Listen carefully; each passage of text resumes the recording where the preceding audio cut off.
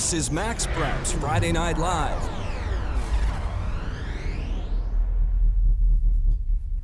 Well, after this weekend, about 90% of the country will be in the postseason already. With Mr. Movember himself, Chris Stonebraker, I am Steve Montoya. This is Friday Night Live. And right now I want to bring up the map of the country that shows exactly football playoffs in America.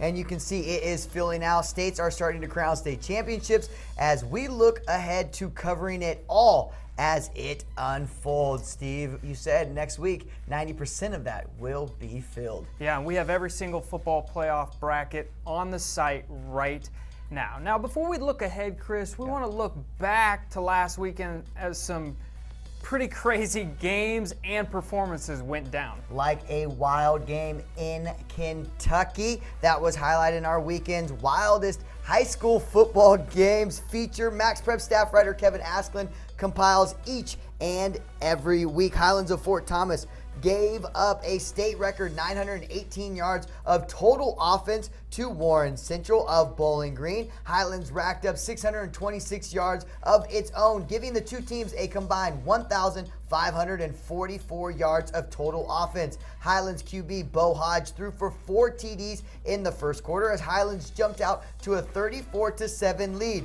but Warren Central came rushing back, literally having 716 yards rushing, which ranks second all-time in state history. In the end, though, Highlands still managed to hang on for a 71-69 win last Friday. Okay, so you're telling me the team in white, Bowling Green, put up 918 yards and still lost this game? Literally. They had 716 yards rushed they rushed for 716 yards, which was more than all of Highlands, and they still lost 71-69. Pretty cool stadium there, though. You got to admit that. Really Look at cool. the background. It's like it's right on the field. But it's right against the school. It's a really cool stadium.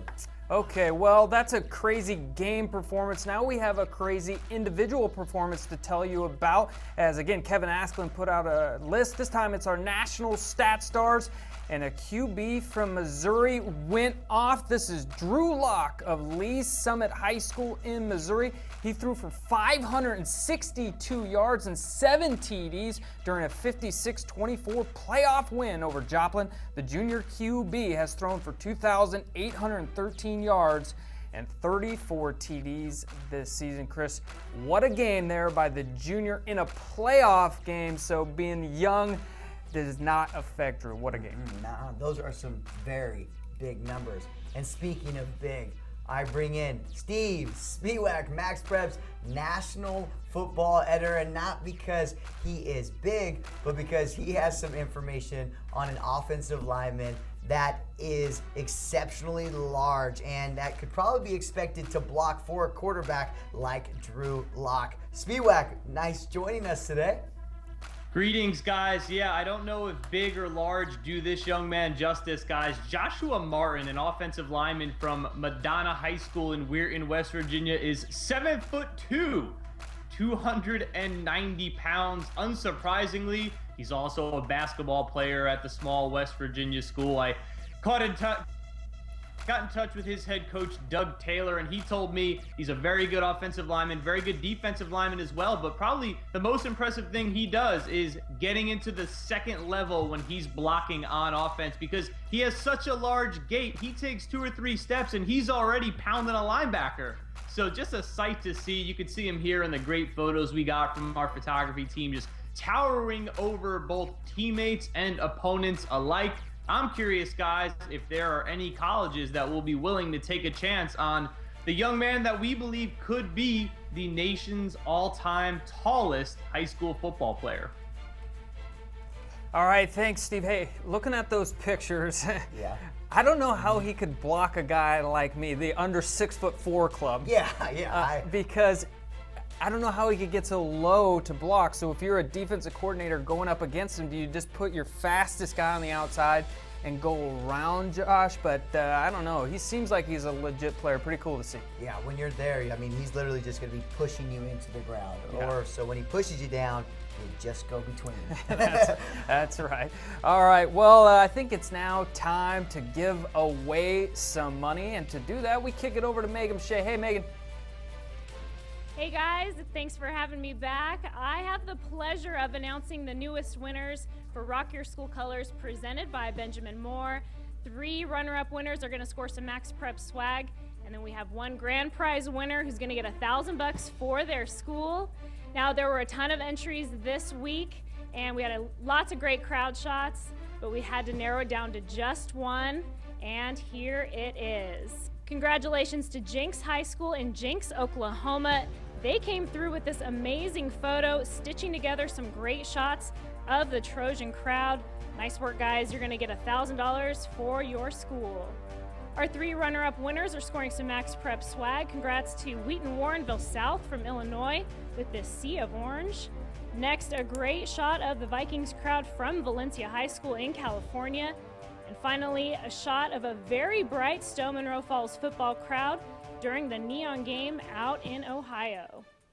Awesome photos all around, and if you haven't yet had a chance to submit your photos, there's still a little bit of time left. November 22nd, we will be announcing our final round of winners, 3 MaxPreps swag winners, and 1 grand prize winner for $1,000. So hop on Instagram, don't forget to use the hashtag #RockYourSchoolColors, and you'll be entered to win some cash.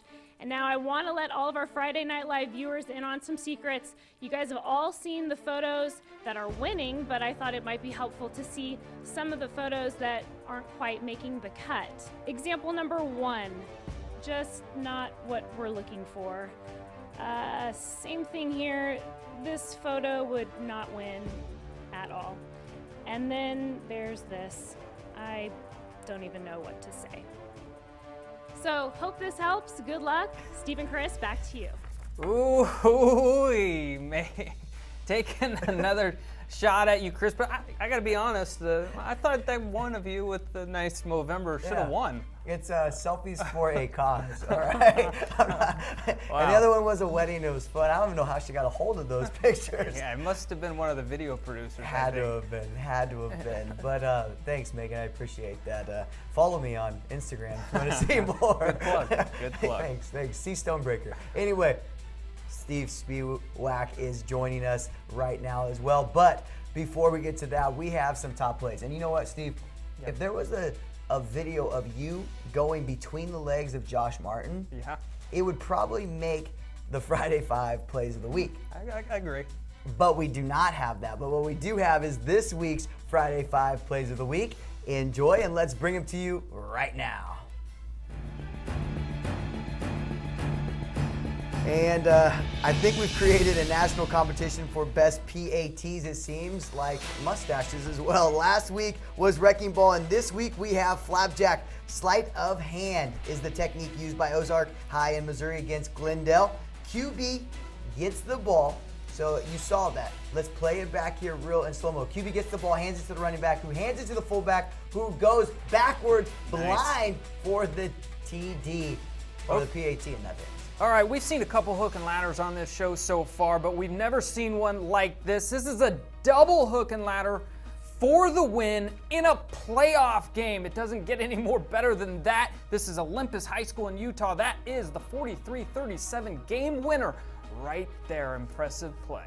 Now they come up to the line. Cooper Melton, the wide receiver for Walker Valley High of Cleveland, Tennessee, goes the corner route, but instead of jumping over the defender, he slides under him for the TD grab. To Mississippi we go after this little hop right there. Yep, now we head to Mississippi. This is Malik Deer of Murrah High School. And oh dear, we're gonna lose him for a little bit right in the middle of the pack. Where did Malik go?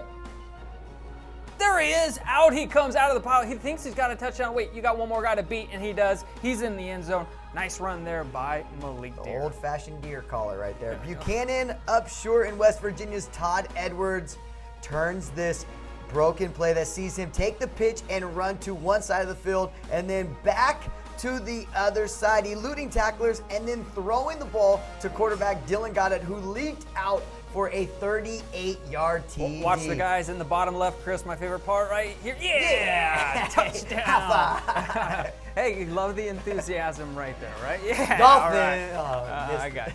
Hey, so anyway, our best of the best last week was a play called the Wrecking Ball. I'm sure you've seen it. It's gone completely viral. It kind of makes sense with our Flapjack play. So let's first show this Wrecking Ball play from last week. And we remember this one out of Sherwood, the guy doing the little monkey hop.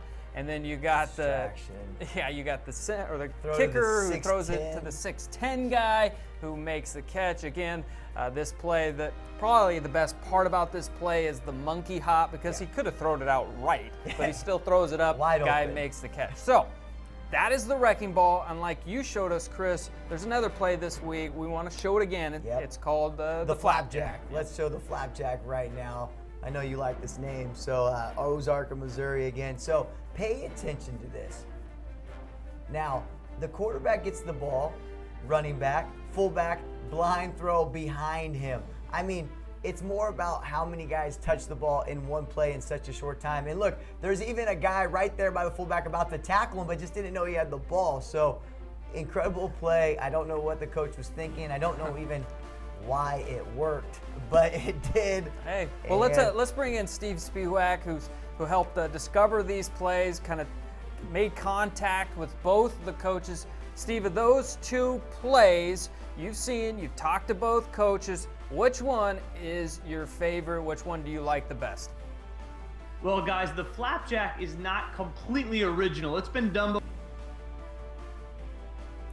All right, well, it looks like we lost Steve there. People are aware of it. You don't see it very often, obviously. All right, let's cut. It's changing hands. We'll go back to Steve here in a little bit once he gets connected again. But for you, I like the Flapjack, the name, better than the Wrecking Ball, because you're a Miley Cyrus fan. Right. I like to eat flapjacks. But the play, I think it all comes down to the monkey hop. I think that's the only thing that really separates them. Yeah. I mean, both plays, it seemed like they had an easier throw on the Wrecking Ball, that they could have had a touchdown. And then on Flapjack, it was like, how did it work? But yeah, the monkey separates them both. There's just a kid in the middle of a game doing a monkey hop. doing a monkey hop. So All right, well, I'll have that to do play went down in Oregon. in Oregon. And speaking of Oregon, nice. last night we had Oregon versus Stanford on national television. If you guys saw it, it was a great game that featured two running backs that we would like to show you today in our way back when.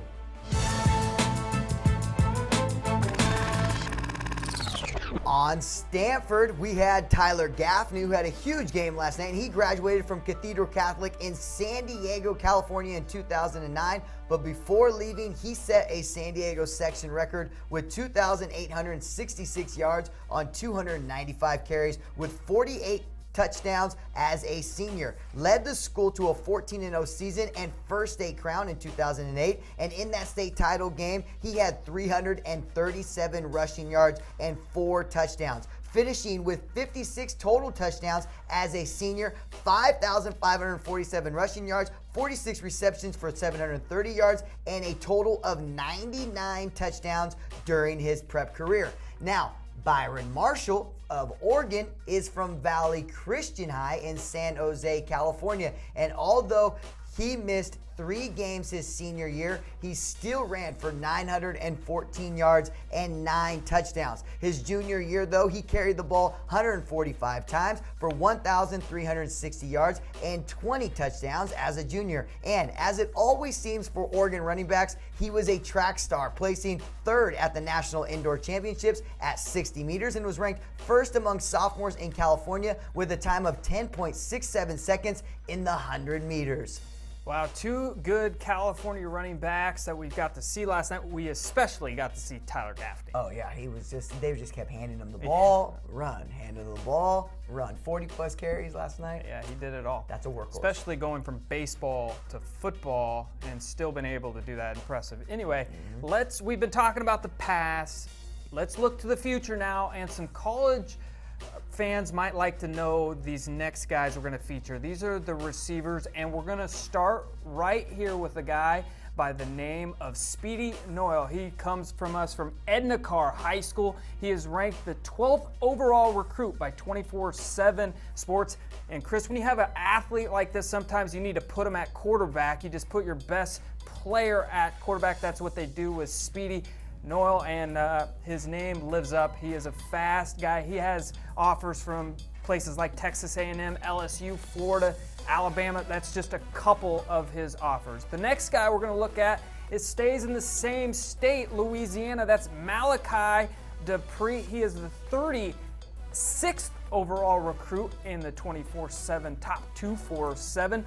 And Malachi plays for the defending champs, John Curtis. Now, he doesn't get the ball a lot because John Curtis runs the ball, but when he does, he takes advantage of it. He has offers from LSU, UCLA, Alabama, to name a couple. And finally, let's learn about Katie Canyon, the receiver out of Texas, Mount Pleasant High School. We saw Baylor last night just go off. Well, the rich get richer as Katie Canyon is committed to Baylor. So those are 3 receivers we want to let you know about, but there's some more we want to talk about, Chris, and we're talking about a guy who is just tearing it up in terms of statistics. He's actually leading the nation in receiving yards, Yeah. and he's out of Arizona. Let's show him. Elijah Marks from Desert Edge High School in Goodyear, Arizona, has 1,802 yards from 86 receptions through 10 games. He now owns the single season record for receiving yards in Arizona, while also being one of the nation's leaders with 21 TD receptions.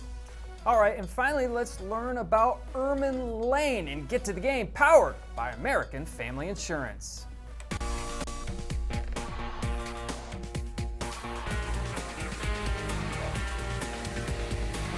Get to the game, powered by American Family Insurance. Erman Lane, a 6'3" wideout from Homestead, Florida, is a receiver out to catch big dreams. Erman Lane, as a football player, he wants to go against the best. I have seen him do things that I've never seen other football players done before. I know that I can play some football. When I first played the offensive side of the ball, I scored 28 times in 1 year. He's been improving every chance he gets. He said he has a dream that he needs to fulfill, and he's doing all he could do to get there. My dreams in life is to go to college, be there for my family, make it to the NFL. Erman is a dedicated player whose work ethic and determination inspires his younger teammates. The younger guys, they look up to me. They see how much colleges come in and out of the school, and they just trying to get where I'm at. And every time they need me, I just talk to them, keep them on the right track. Other kids here see, well, if I want to make it to that level where he's at now, I have to work hard. Everybody's talking about him. He has a good fan club. Everybody loves him. Growing up, everybody has a hero. If I be someone's hero, that'd be a great opportunity for me to give back. Even heroes need support, and Erman finds comfort in knowing that his family has his back. My relationship with my family is good. They support me 100%. Just want to be the best. His biggest motivation to success is family. He always speaks about his mother and his grandma. He always talks about how he wants to make sure they can take care of him. To see him go to college, it means a lot to me. He would be the first one to go. I really want him to go somewhere and make something out of himself. To be where he's at right now today, I'm just so proud of him. It's gonna be a proud moment when I step on a college campus. Well, academics is important because you can't play football forever. You just gotta have a backup plan. I'm just chasing a dream. To watch more inspiring stories about these incredible athletes and their dreams, visit amfam.com/gettothegame. Hey, we'd love to hear a top recruit like that talk about the importance of education. Yep, he knows he's not just the future on the football field, Right. but the future of America and everything else. So anyways, love to see that type of athlete. And now usually when we start talking about the future, we usually bring in Steve Spiewak for our I'm the Future segment, but I'm gonna try to take this one on since we've been having a little bit of issues right there. So it's the Hulk. It's the Hulk. It's the Hulk. So let's take Kendall Jones of Shoemaker, Texas. Kendall Jones, he actually is a sophomore and has perhaps the most flattering nickname for all of high school defensive tackles, the Hulk. The 6'5", 310-pound sophomore has emerged as a blue-chip recruit in the class of 2016 thanks to a fine 10th grade campaign that has seen him register 21 tackles and 4 sacks while drawing near constant double teams. According to his head coach, Shannon Hall, Jones' nickname was born of his prodigious frame at such a young age. The name Hulk came about because of his physical attributes to be so young and so built similarly to Hulk. As a freshman, Jones bench pressed 380 pounds, squatted 520 pounds, and runs a 5'2", 40-yard dash.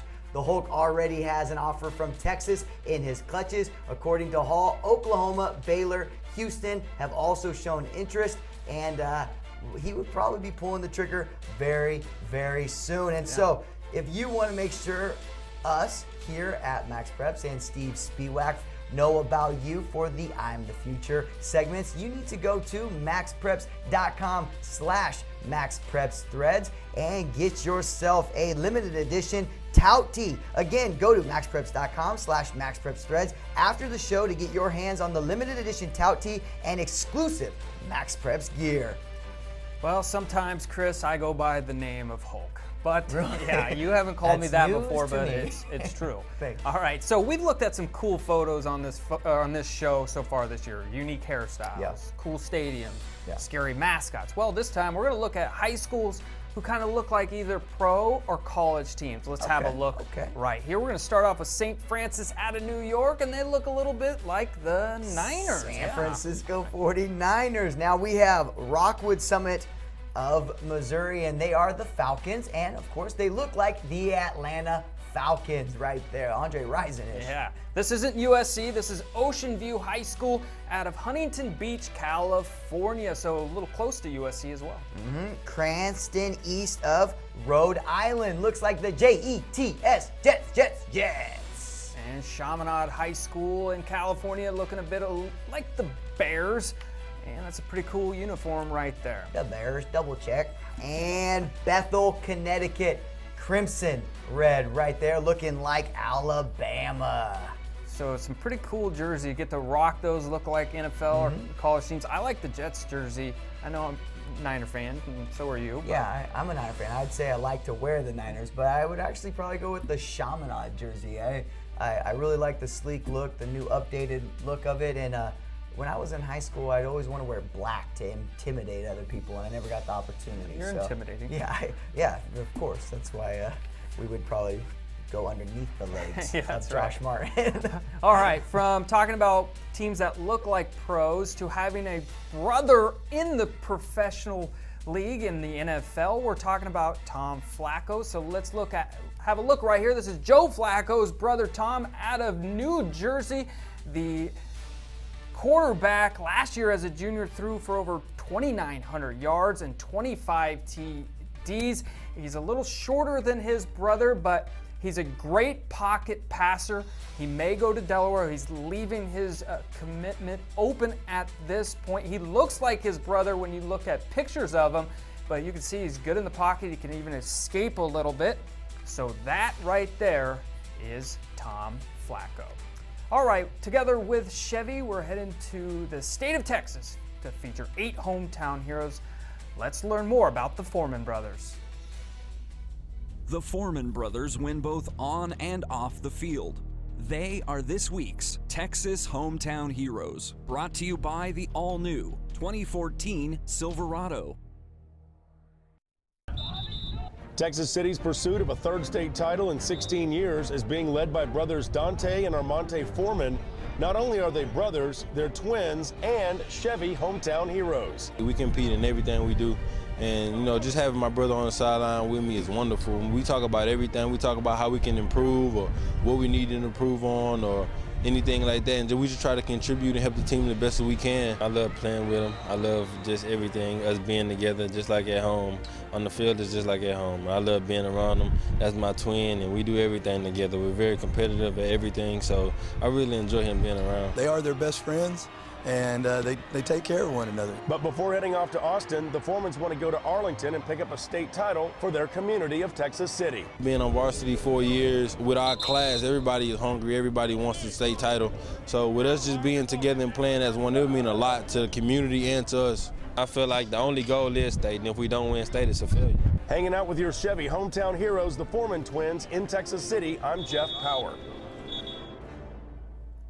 This has been an episode of Texas Hometown Heroes, brought to you by the all-new 2014 Silverado. For more episodes, visit maxpreps.com/hometown heroes. And as you just heard, to see that in its entirety and to see more, go to maxpreps.com/hometown heroes. And if you want to tell us about your hometown hero story on Twitter, use the hashtag hometown heroes. All right, let's look at our top 10 teams as both ranked in our MaxPreps Excellent 25 Riders poll on the left and then our computer rankings on the right. This is all brought to you or presented by the National Guard. So these are your top 10 teams. Almost all of them will be in the postseason next week, so you can follow these games. We'll have our national top 25 scoreboard up on the site all night. If there are any upsets, we will let you know. So again, your Riders poll on the left, your computer rankings on the right, and from that, let's get to some photos. Yeah, we do have over 1,000 professional photographers out there every Friday night at a high school football game taking photos. And right now, we want to take the time out to show you some of the great ones that they have. Mount St. Michael Academy runner Aaron Brown goes horizontal. This photo is by Patrick Toohey. Right here, we got Charles Jones of St. Augustine in New Orleans. Leaps over Archbishop Shaw defender. Photo by Stephen Liu. The photo that Ted Rosano right here took is of Tyler Ashman of McKinley trying to chase down the Washington ball carrier. Thanks, Ted.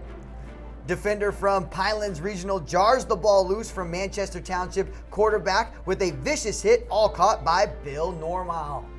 And wide receiver of Fountain Valley, California, hauls in a pass against a tough Edison defender in California. Thanks goes out to Heston Kwan for capturing that. Yeah, thanks to all our professional photographers out there. Now, this is a football show, Chris, but we have a little bit of basketball news we want to share as it's that time of the season. It is that time of the season. Basketball is coming up quick. We just released our top 25 preseason rankings brought to you by Army National Guard, and that came out Wednesday. And so November 20th, we actually are going to be doing a show called The Court Report. It comes to you every Wednesday at noon Pacific, 3 p.m. Eastern Standard Time. It's going to be myself, Jason Hickman, and Megan Pichet doing a similar show as Friday Night Live, but on the basketball scene. Hey, you left me off. I might join that show. I would love for you to join it, actually. I'd love for you to join it. All right, it's that time of the year we've been talking about all show, playoff season. Scores are so important because you want to know who you may be playing in the postseason. You want to know if you're in the postseason. Scores are so important. How do people get scores? You quick score it. You go to quickscore.com or you go to your team's page. You see the sign up and you register to get your unique scoring link. It will get sent to you via email or text. You click on it, opens up in your browser, and you are ready to go and live score any game that is on a MaxPreps schedule. So quickscore.com. And then people just go to Quick Score during the game, or actually go to MaxPreps during the game, and they can see the score live right there. Yeah, so down the street or across the country. Yeah, so important, especially now that the postseason is here. Like we said earlier on the show, you can find every bracket on MaxPreps. Just hit the playoffs tab on the football page. All right, for Chris Stonebraker, part of Steve Spiewak, and myself, Steve Montoya, and all of us at MaxPreps, thanks for joining us here on Friday Night Live. This is MaxPreps Friday Night Live.